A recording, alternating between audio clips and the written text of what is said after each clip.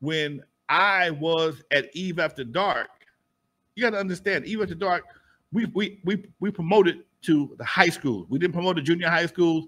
We promoted the high schools. But back then, parents still would drop their kids off.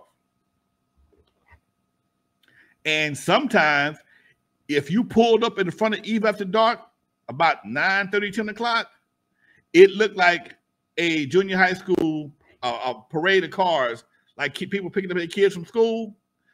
Kids come downstairs, hop right in the car, keep on going. Mother car pull up. That's how they did it. A lot of times we had a joke. We would embarrass the shit out of people. Hey, so DJ on the mic. Hey, Susan Barker, your mama outside. Oh, the whole club. Oh, we did that shit. We embarrassed the fuck out your ass, okay? But that was something we did. And so please don't tell my mama. And sometimes mamas or daddies would come upstairs to the club to see what was going on. They'd be at the cashier booth. I'm coming here to pick up my daughter Sophronia, whatever the case may be. And Sophronia might be at to get her groove on. Oh, yeah. And I tell you something else that was crazy. A lot of them good girls that was come out there in Bobby socks and shit, they go in the bathroom, come out in some some very provocative shit, and go back, change that shit, go back in the car. Seen it happen a dozen times a weekend, I should say.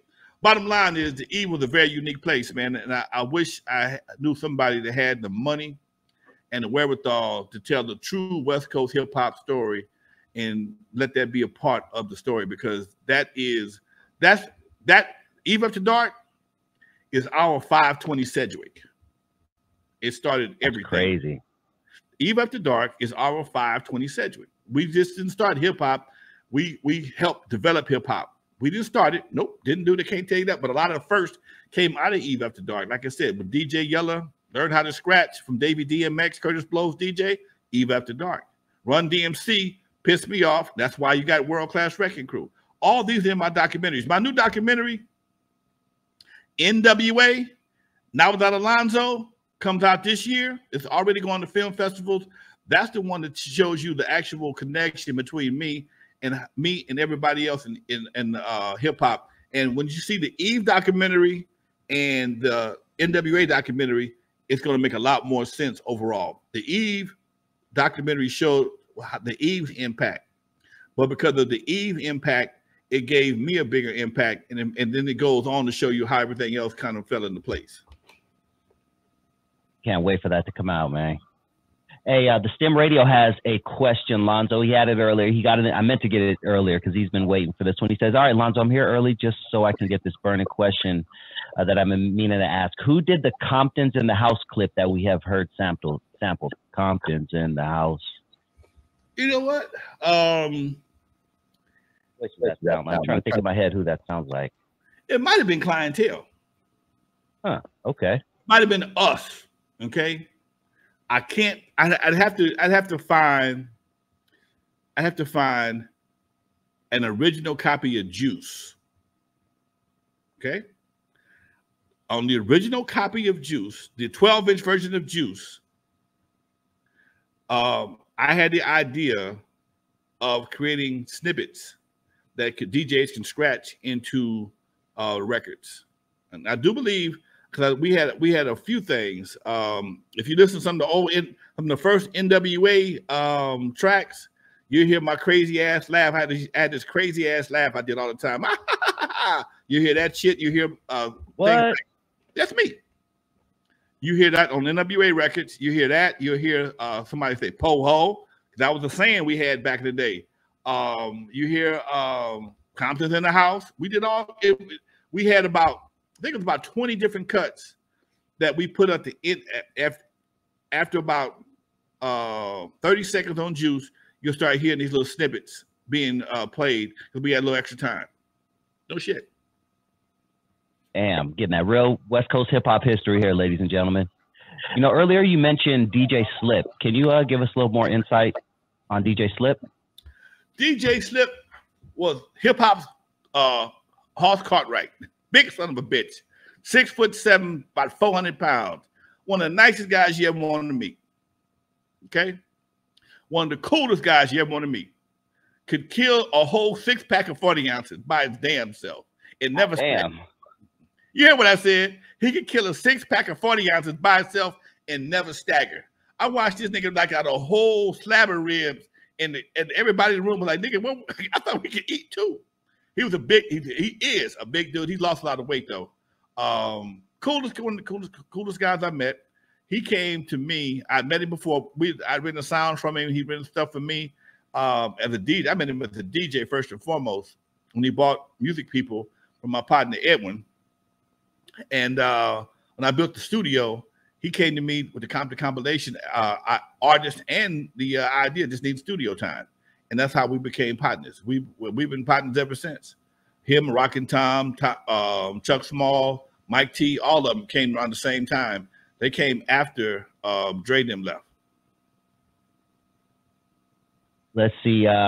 Only Good Games wants to know, how did you meet the DOC? I met the DOC when World Class Record Crew. We flew to Texas to do some gigs. Oh yeah. Excuse me.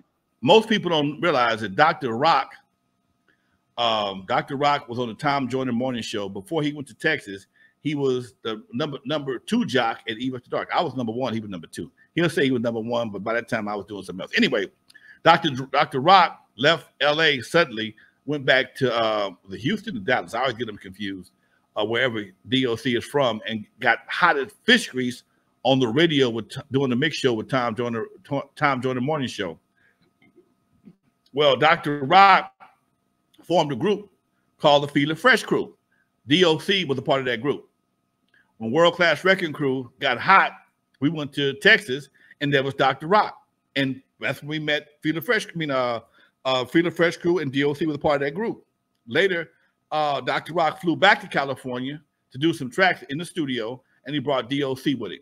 Next thing I know, DOC got snatched from Dr. Rock. He was on Ruthless. Damn. Do you know the story behind that, or? Well, look at I got to say this. Everything, the early stages of Ruthless came from Crew Cut and other labels. Most of the artists on Ruthless were either former Crew Cut or Crew Cut. I'm not gonna say rejects, just turned downs. Like Above the Law. It was a group I had. They law brought them to me first. I just never cared to do the gangster shit, and they ended up on Ruthless. Okay.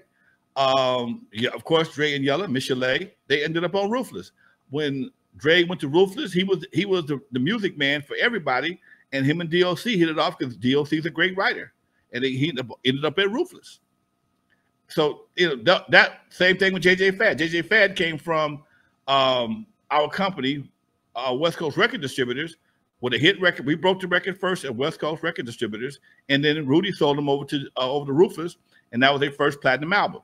I ain't got a lot to kick it. Speaking of a lot to kick it, I got to say this. I got to say this right here. I forgot who it was. I checked my comments. I read that shit. Somebody made a comment like I lied about something. Okay, no, it was a game. I know it was a game. I told a story about the game being a stripper. When the game was doing this, was stripping at Eve, the game was like 16 years old.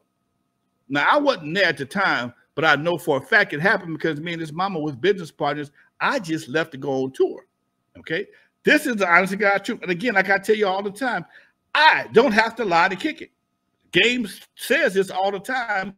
If you follow his, if you go from his interviews, he'll talk about it. It's not his proudest moment, but he was making money. All right, and his mama was making money too. Hey, go out there and get you a couple dollars, son. And he did that. I'm not doing it. I'm not trying to clown the brother. I'm just telling you some real shit. Now, if you can't believe that one of your heroes made a shook his nuts for a few dollars, that's on you. But that don't mean it didn't happen. And like I said before, I ain't got to lie to kick it. There it is. Cleared it up. Last question, man. This is kind of cool. Miami 808 says, I have the 12-inch for Juice. First record I ever owned. My personal question to you, Lonzo, how does that make you feel 40 years later, someone saying that your song is the first record they ever purchased? You know, it always makes me feel good, Doc. You know, when I met Too Short, I want to introduce myself. He said, nigga, I know who you are. I've been buying your shit forever. You know, it feels, makes you feel good to be a part of a person's childhood, growing up, whatever the case may be. Now look on, I think it's on the B side. Let it play for a minute. You'll see. You'll start hearing some little snippets on the album. If you still have a record player, let it play for a minute, and you'll start hearing little snippets that we said at the end of Juice. It should be on side B. It might be on side A and B, but I'm sure it's on side B because side B was on the instrumental. There you go, man. Definitely leaving a legacy and an impact. And I'm glad everybody joins this channel because this is where you get the history, the real history of West Coast hip hop. And I'm so glad we do this show because if we didn't, the truth would just be someone else's truth. And before you know it, Lonzo was just this little bitty speck of somebody who walked in the door one day and just maybe did something and then it bounced out. But this dude is the reason why we have a lot of the people that we have and the people that I grew up listening to. So I want to thank you, Lonzo. I want to thank everybody out there for checking out the channel. Please remember to hit that like button before you bounce out. It really helps the algorithm. So if you could just please hit it right now before you head out. We do appreciate you. Much love to the chat, especially to OG Steve. We appreciate you definitely shooting us a few bucks, and anyone else who wants to shoot a few in the future. You know, you can do a super thanks. There's this thing called super thanks. You know, you can actually donate after the video is already posted. So if you love the channel, everything helps. Yeah, definitely. Yeah. We definitely appreciate you. Other than that, hit that subscribe button if you have not already. Hit them with the thing, Lonzo. All right, folks. For those who never heard of me, I'm the first one who put Dr. Dre in the surgery, stuck Ice Cube in the freezer till he got cold on the eve after dark, 50-yard line of the Super Bowl. In the movie Straight Outta Compton, they played me like a hater of rap. Don't believe that Hollywood bullshit because it was all cap. My history goes deeper than you will ever know. Just remember that N.W.A. stands for not without Alonzo.